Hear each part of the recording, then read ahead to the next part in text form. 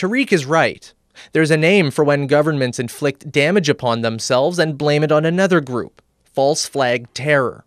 It's a common political tactic that dates back to the time of the Roman Empire, when Emperor Nero burned Rome and blamed it on the Christians. Recently and historically, governments have used the tactic of false flag terrorism to further political agendas and unite public opinion. Though not as serious an offender as some, Canada is one of those countries.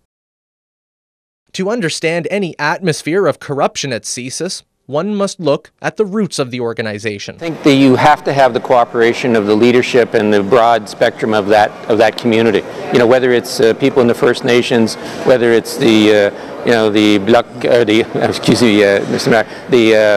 the French community at one period of time and the feelings they were During the 1970s, after the October crisis, the RCMP Security Service was put in charge of investigating separatist and leftist organizations, including the FLQ. Throughout their investigations, RCMP and RCMP intelligence were found to be frequently and systematically committing many illegal acts. Hundreds of break-ins, burglaries, arson. One RCMP officer, Robert Sampson, blew his own hand off planting a bomb while investigating separatist sympathizers. During his trial for that incident, Sampson said that he had, quote, done much worse for the RCMP. According to award-winning journalist John Sawatsky, the RCMP Security Service would break into the offices of political parties. They once even stole the member list of the separatist Parti Québécois. It was a Canadian version of Watergate. Other RCMP dirty trick tactics included a plan to pose as lumberjacks in British Columbia. While undercover, they were to beat members of the partisan party to the point of unconsciousness and steal their documents. One of the targets was a pregnant woman. Sawatsky says that illegal activity was accepted with enthusiasm, since it was exciting, was good for one's career, and contributed to the fight against communism. The people who encouraged and helped to cover these events up were some of the highest-ranking members of the RCMP. Sawatsky won an award for his investigation into the RCMP, and it sparked the politely titled MacDonald Inquiry into Certain Acts of the RCMP. It was that inquiry which led to the CSIS Act, and ironically, in 1984, Canada's domestic spy agency became operational. Things were bad from the start. The Security Intelligence Review Committee, or SIRC, was created to oversee the new spy agency. According to the SIRC's first executive director, Maurice Archdeacon, CSIS was perpetuating the very culture that the new agency was supposed to bring to a stop. And within 1 year of CSIS going operational, the Air India incident happened. Crews raced to the scene, but there was no one to rescue, just bodies to recover. 84 of the victims were children. 278 people who died on the flight were Canadian. Relatives of the victims are angry because authorities have been able to tell them what happened to Air India Flight 182. A bomb went off, but no one has been able to tell them who did it.